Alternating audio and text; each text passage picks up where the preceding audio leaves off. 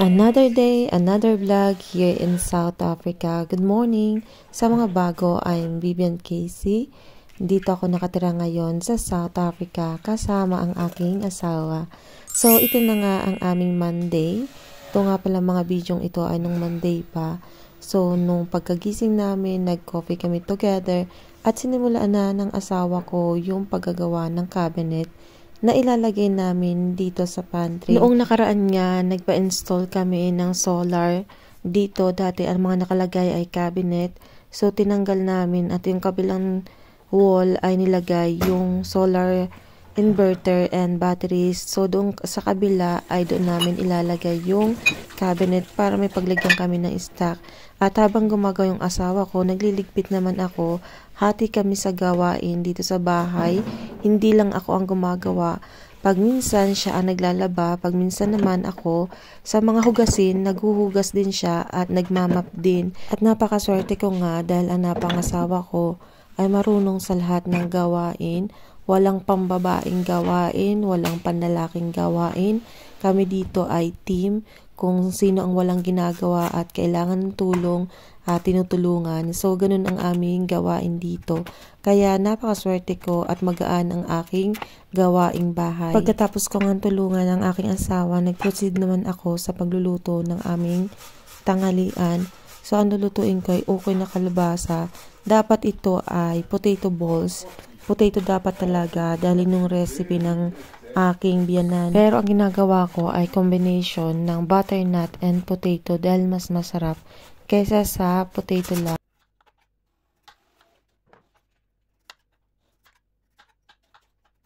Niyayadjad ko lang and then nilalagyan ko ng asin, paminta, and magic sarap, cornstarch, and yung harina.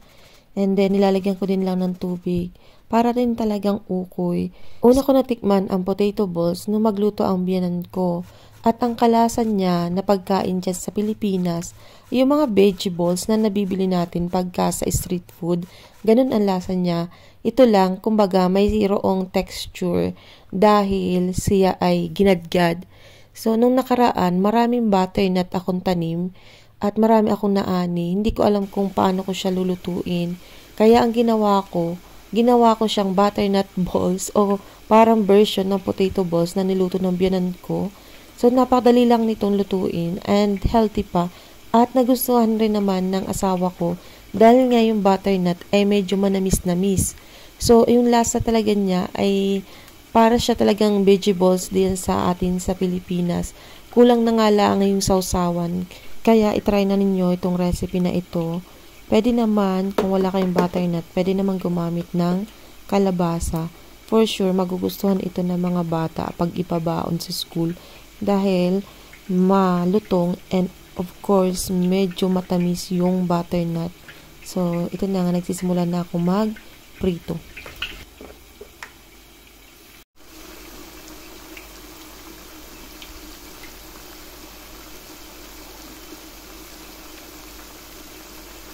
Nag-comment dun sa kabilang app na mag-try din daw ako ng South African food.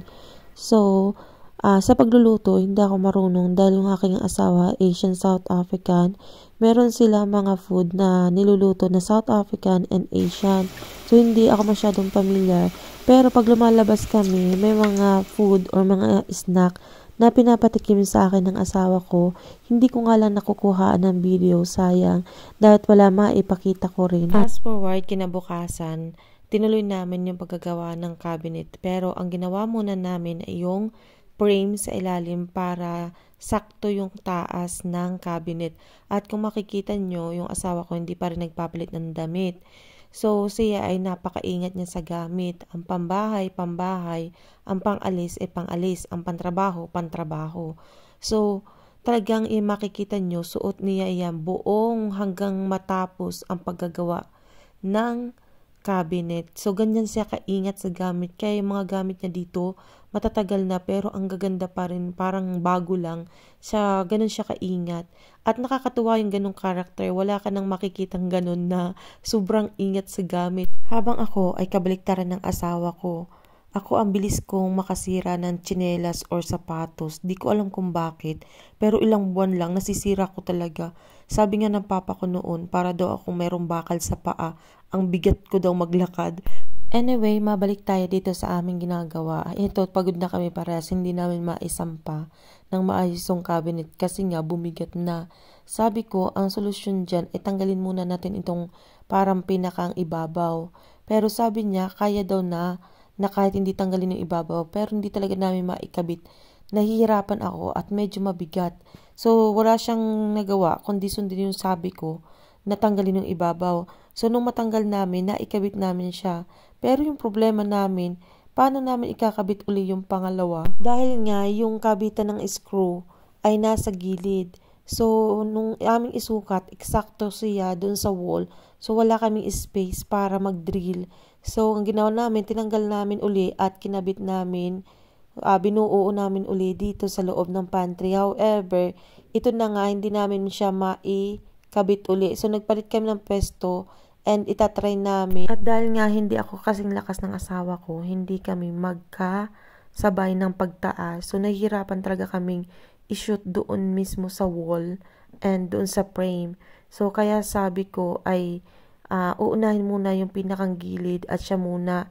And ayun nga, nagkaigi sa wakas. And ito na. Charan! Di ba ang ganda? So, parang baliktad yung aking pagkakavideo. Pero makikita nyo dito, ayan. O, di ba ga? So, nag-success yung aming DIY cabinet. Sa palagay nyo, pinturahan ko pa ba? Ang next video natin ay yung mga paglalagay ko naman ng mga supply namin and yung mga gamit namin dyan sa cabinet. So, please don't forget to like, comment, and share. And subscribe na rin para sa next video. Dyan. So, kaya pinagawa kong cabinet. Ito talaga gusto namin yung parang, ang style ay parang lang, talagang wood lang. And then, ito naman ay maganda na. Mayroon ng... So, ayan. Nilagyan pa ng LED light doon sa ibaba. Para mas magandang tingnan. O, diba? And, ayan. Natapos na.